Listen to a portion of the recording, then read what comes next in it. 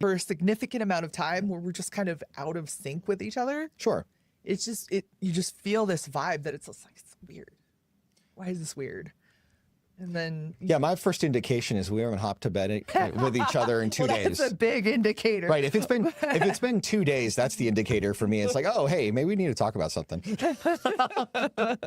Don't wait for weeks. Don't wait for 2 years. Don't wait for 2 years. Like, oh my God. Hey, if you see the signs, go ahead and like think things through first, then address them. But it's always, even just like, you know, moving about like in the kitchen and we're like continuously in each other's way and like it's getting annoying. Like stuff like that even just translates to something ain't right with us. Yeah. And then sometimes it's just like, hey, hold up, give me a sec. And then I move over here. I'm like, okay, do what you're gonna do. Let me get out of this. We're like, I'm just gonna go do something else. You let me know when you're done. Right. Just simple things like that. And It's funny because like if you've got like a rocky relationship, something silly like that is enough to go ahead and set people off. Yeah, like the way that he's breathing and the way that they're slamming doors, like, and it's like, I'm just closing them actually. That's, you know, we don't have the soft closed fancy cabinet doors. I'm sorry. Yeah. You know, and it's just like, everything you do annoys me. It's like, there's something wrong with y'all. You gotta talk about it.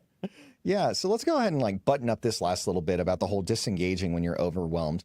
And like a lot of times that when you go ahead and separate yourself and just abandon everything when you feel overwhelmed, it comes off as apathy. It comes off like you don't care. And I think that a lot of times when a woman feels like the man does not care, it is incredibly scary to her. It's scary and very personal. Because you don't love me enough to actually give me any feelings. Yeah. It's not even maybe he's dealing with like his own mental health stuff. Like maybe something's coming back from that's reminding him of the past or whatever, you know, it's instantly reads to a woman like he no longer loves me. Sure. Which that could not be it at all. Yeah. But the thing is, if you go ahead and do certain things, it means certain things to women because they go ahead and take whatever signals you're providing them and they take it, amplify it, and reflect it back to you. Again. And so if the signal you're sending her is, I don't care, the signal she's going to send back to you is, not only do I not care about you, I actively hate you. It's like, well, like, how did this get here? I don't care as I don't care about you. Right. And then go, well, I don't care about you either. In fact, I hate you. Right. So let me do you one better. Yep. I'm going to set everything on fire. So bottom line is you don't need to be in control of everything as a guy. You just need to be in control of yourself and set proper boundaries and have an idea for how to handle like the storms of life. And I think that doing those kinds of things will keep you away from being Mr. Nice Guy and being a doormat and like taking the betification through 1,000 concessions and end up doing just enough stuff so that she's not upset. Yeah, right. And so with those kinds of things in mind, let's go ahead and paint a picture or establish a blueprint for how to lead properly. So we're going to go through some practical tips on how to do these things. The first deal is being present. So some things that this involves eye contact, and not like harsh eye contact, just like, yeah. The smolder. No, you're not, well, I mean, maybe the smolder. Maybe. Right? It's just it's contextual, but most of the time, just good, solid eye contact. Soften. You soften it a little bit, but sometimes it's good to be intense, right? And once again, it's just one of those things where it's contextual, but generally, if you have a fairly calm and even but warm tone, it feels good to women. Yeah. To be in that presence. Even if it's just something simple as just looking her in the eye and just grabbing her by the waist, saying, how you doing? Oh my gosh. Right? Hey, you felt it. There it is. And the idea is when you're having serious moments, don't be busy on your phone.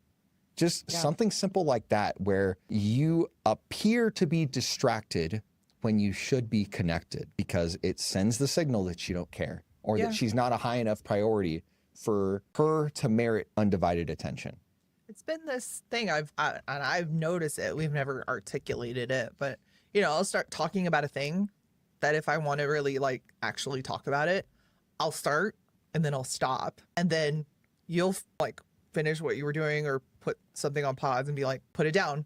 And you'll look at me and then I'll start talking about it. And it's just the thing that's happened and I've noticed it and it's awesome. And I think that is kind of like what you're talking about. Right. And it's just one of those things where sometimes it's hard to gauge whether you are just venting or whether you actually want to talk about something. Yeah. And so a lot of that early part is gauging that difference and seeing like what level of interaction is she seeking in this, and am I doing anything of importance that I need to go ahead and set boundaries around the interaction? Like if I'm actively busy doing something, that's when I can go ahead and say, I see you want to talk about this. Give me a sec. I'm finishing this and then we can talk about it. Yeah. However, you have this tendency of forgetting things when you don't talk about them. So in those moments, I'm like, if it's important, I need you to write it down. Yeah. I need you to go ahead and write down the things that are important so we can actually talk about it. I need 5 minutes to get this done.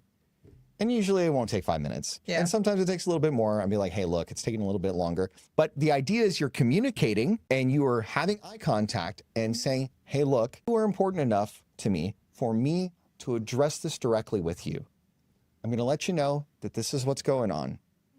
And it comes from love and respect. And normally that's enough for you to be like, yes, I accept this. I'm going to go ahead and move on. Yeah. I mean, and there are some days where you're just like, I'm not having this. And I can kind of like read the exasperation a little bit, where it's like, yeah, it's not that important. Or where like you're like, do you really want to talk about this? Are you just like, is this just like a nonsense kind of thing? Right. And it kind of lets me read the temperature dial that like, I'm not really about this. Can you not? Sure. And sometimes it's not even that. Sometimes it's how much attention and focus do I need to pay to this? Yeah. And do I have the spoons right now to deal with this in this way right now? Or do I need to take a beat and then give you that proper attention? And then sometimes where it's like, it's not enough. It's not important enough. It's fine. Like, Sure. because no, you don't have to be like so attentive and so receptive like all the time. No. It's like, no, you're allowed to be a human being and just be like, I can't even with anybody today. Can I just not? Right. And that's rarely the case. Like, No, that's rarely the case, but like it's human. Sure, it's human. But the thing is, like, I think it is incumbent on most men to have few of those kind of circumstances as possible. I think that society is much more forgiving to women in that kind of aspect, where you can go ahead and be like, hey, I'm overstimulated or whatever. Mm-hmm. Like the buzzword is, like, I'm not saying that you're using buzzwords, but a lot of times women use buzzwords to go ahead and get across a common feeling. Whereas I think that it is less acceptable for men. And when men go ahead and claim that kind of emotional space, they need to be really clear about their intent with it. Whereas I think that women kind of get a pass on it. Yeah, that's true. So we talked about presence. Next is direction. Set clear plans. So this could be as simple as, hey, I'm taking you to dinner at 8 o'clock. We're going here. I want you to go ahead and look real cute. Right? Yeah. And so that sends you the cue that you're going to do your makeup. You're going to go ahead and pick one of the outfits that you know that I'm going to go ahead and look at you a different way when you Yeah. put yourself in, right? And so that is enough direction for you to know, hop on board. Because most of the time, you're not going to go ahead and turn down an invitation like that. Why would I? Yeah, right? So it's pretty straightforward. And you know that it's coming from a place of love and that I thought enough about you to make plans Yeah. for you and to make plans seeing you in a different way, which is why I described the way I'd Yeah. like to see you. And so that kind of feeds your emotional bank account in a lot of ways, because you're like, not only did he think of me, he thought to go ahead and take me somewhere. He is going to put in this effort and he wants to see me beautiful. And most women want their men to look Yeah. at them as if they're beautiful. This is especially true if like you are in like the throes of motherhood. Mhm. Like the absolute, like you got, spit up on your shirt and like your hair has not been brushed in like 2 days. Like that kind of stuff where it's just like you are at the end of yourself. Sure. And it's so nice to be like, hey, I'm going to take you somewhere. Your mom's coming to watch the kids, like that kind of stuff. And where it's just like, I've taken all the responsibility off of your shoulders, and I want to like admire and value and interact with you as a person. And I want to remind you that you're not a baby slave. Sure. That is wonderful. It was so cute. I every week I take the kids before I have to come here to the library, and I saw this mom, and she had 2 kids. They're 15 months apart. Okay. Like our oldest kids are 14 months apart. Sure. They're teenagers now, but like, you know, they are like 3 and 4, you know, or no, I think they were like 2 and 3. Sure. But yeah, what she would like put them down, and one would go this way and one would go that way. They're 2 boys. Yeah. Like, and she's like chasing them around. She's got like one and she's like going after the other one. And like, she had like a double side-by-side stroller. And I was just like, I just went, Mama, you're doing amazing. Cause she's, you know, she's at least trying to contain them, but she's trying to give them a, you know, somewhere out in public. And that is a lot of work. Yeah. And she just like, her face just changed when I was just like, thank you. Cause I know how much that meant to me. And now I get to be the one to give that to somebody else. And I said, it's hard. This age is hard, but it gets better. Yeah. And I love that. Yeah, that's pretty cool. Right. It kind of reminds me of like when we went for chicken the other day, and I saw the general manager of the chicken place, and he was out in the parking lot and like cleaning up trash in the parking lot. And I'm like, hey, you lead a good crew. And he was just like, thanks, man. Because like he probably doesn't go ahead and get a positive compliment like that. If this message resonated with you, I'll ask that you go ahead and hit the subscribe button below so that you can go ahead and get more. And I ask that you send this message to someone who could benefit from it. I hope you have a fantastic day.